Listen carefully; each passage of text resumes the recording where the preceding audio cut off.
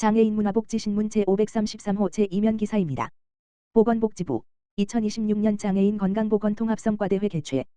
보건복지부 장관 정은경와 국립재활원 원장 김동아 은 6월 26일 금 오후 1시 가톨릭대학교 서울성모병원 성의회관 1층 마리아홀에서 2026년 장애인 건강보건 통합성과대회를 개최하였다.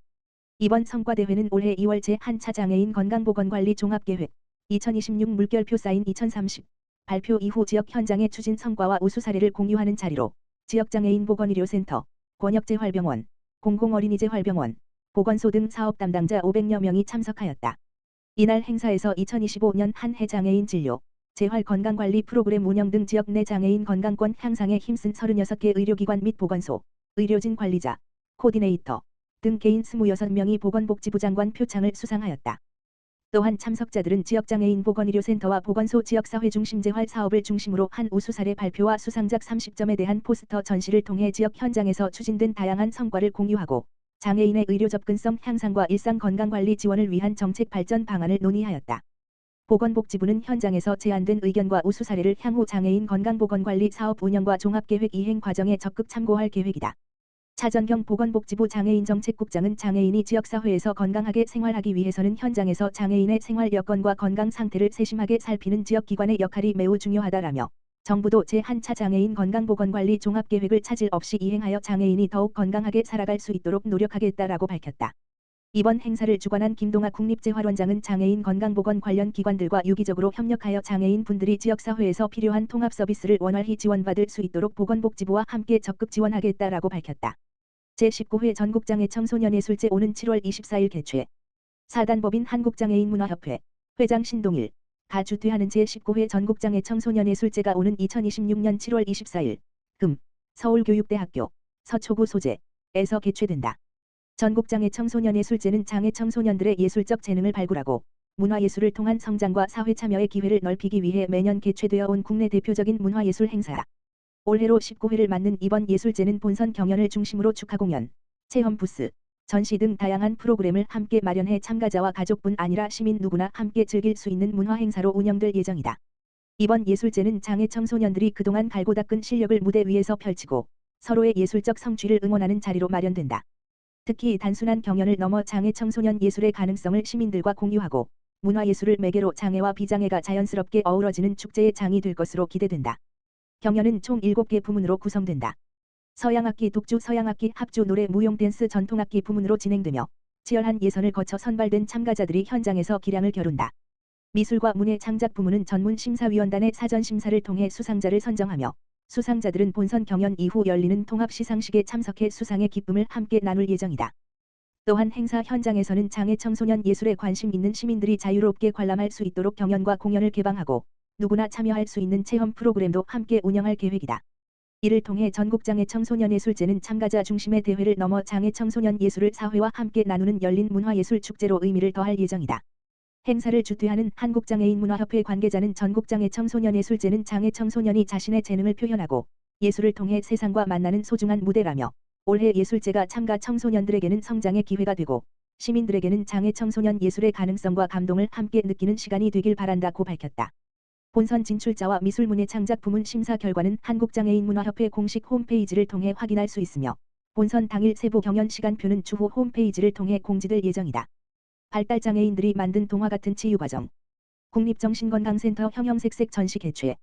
보건복지부 국립정신건강센터 남윤영 국립정신건강센터장은 7월 1일 수부터 8월 31일 월까지 국립정신건강센터 지하 1층 갤러리 M 서울시 광진구 소재 에서 발달장애 작가를 초청해 캐릭터를 통한 동서양의 예술을 소개하는 형형색색 전시회를 개최한다.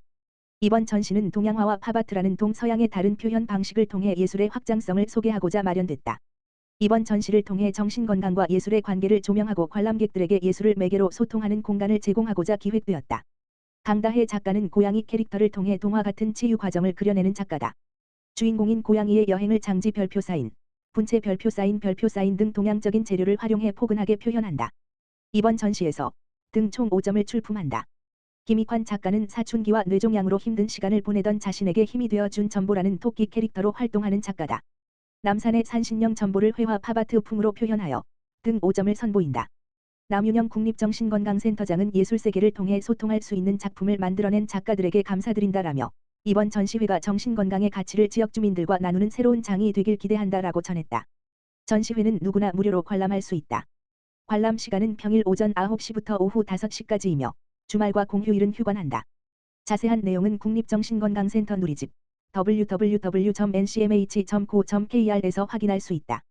고양시 장애인 종합복지관 고양예술놀이 숨은 작가 찾기 챌린지 참여자 모집 고양시 장애인 종합복지관 관장 황성진 이 장애 예술인의 창작 활동을 지원하고 소통 기회를 넓히기 위해 7월 6일부터 오는 31일까지 숨은 작가 찾기 챌린지를 진행한다. 이번 챌린지는 장애 예술인의 창작 활동을 활성화하고 고양예술놀이의 참여를 확대하기 위해 마련돼 전국의 문학 창작에 관심 있는 장애인과 장애 예술인이라면 개인은 물론 기관 단위로도 참여할 수 있다. 고양예술놀이는 장애 예술인의 문학 작품을 온라인 공간에 상시 공유하고 작가와 독자가 소통할 수 있도록 돕는 플랫폼이다. 시공간의 제약 없이 누구나 작품을 감상할 수 있으며 창작 활동을 기록 관리하는 아카이빙 기능을 통해 장애 예술인의 안정적인 예술 활동을 지원하고 있다. 이번 챌린지 공모는 기관 단체와 개인 부문으로 나뉘어 진행되며 기관 단체 부문인 우리 기관 작가 발굴단에는 장애인 복지관, 장애인 단체 및 유관기관 등이 참여할 수 있으며 참여 실적을 바탕으로 우수 참여기관을 선정한다. 또 개인 부문인 내 안에 숨은 작가는 고양예술놀이 누리집 회원가입 후 작가 신청을 하고 작품을 등록하면 참여가 완료된다. 이후 기준을 충족한 등록 작품 중 월간 베스트 선정작가 5명을 선발할 예정이며 우수 참여기관과 베스트 작가에게는 모바일 상품권을 지급한다. 황성진 장애인 종합복지관장은 장애 예술인에게는 작품을 창작하는 것만큼 자신의 작품을 발표하고 시민들과 소통할 수 있는 기회도 중요하다며 숨은 작가 찾기 챌린지가 더 많은 장애 예술인의 창작 활동을 응원하고 새로운 작가를 발굴하는 계기가 되길 바란다고 말했다. 의정부시 최장장애 등록제도 시행 앞두고 담당자 교육 실시 의정부시는 7월 1일부터 시행되는 최장장애 등록제도에 대비해 지난 26일 시청에서 동주민센터 장애인 복지 담당자를 대상으로 최장장애 등록 관련 교육을 실시했다. 최장장애는 최장의 만성적인 중증 내분비 기능 이상으로 인해 장기간 집중적인 인슐린 치료가 필요한 경우 또는 최장을 이식받은 경우 등록할 수 있으며 장애 정도에 따라 심한 장애와 심하지 않은 장애로 구분된다. 장애 등록을 희망하는 시민은 의료기관에서 장애 정도 심사용 진단서와 관련 서류를 발급받아 주소지 동주민센터에 신청하면 되고 이후 국민연금공단의 장애 정도 심사를 거쳐 장애 등록 여부가 결정된다. 시는 7월 1일부터 관내 15개 동행정복지센터 및 주민센터를 통해 최장장애 등록 신청을 접수하고 시민들이 제도를 쉽게 이해할 수 있도록 안내자료를 배부하며 홍보를 지속할 계획이다. 시 관계자는 최장장애 등록 제도를 시행해 그동안 복지서비스 지원에 어려움이 있었던 시민들이 보다 체계적인 지원을 받을 수 있게 됐다며 앞으로도 장애인의 복지 향상과 권익 증진을 위해 제도 홍보와 담당자 교육에 최선을 다하겠다고 말했다.